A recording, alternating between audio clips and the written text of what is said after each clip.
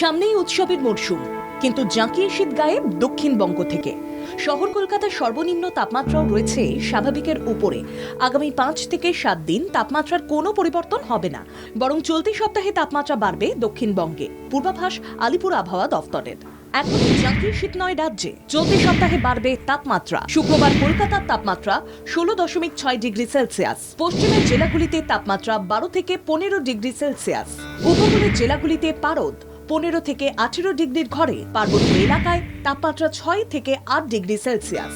হাওয়া অফিস জানিয়েছে, একের পর এক পশ্চিমী ঝঞ্ঝার জেরেই ভাটা পড়েছে শীতের আগমনে। সে কারণেই কোথাও এখনই জাঁকিয়ে শীত পড়ার সম্ভাবনা আপাতত নেই। তবে বড়দিনের পর থেকে ধীরে ধীরে পারদ পতন শুরু হতে পারে। বড়দিন থেকে বর্ষ শেষ পর্যন্ত তাপমাত্রা কিছুটা কম থাকবে।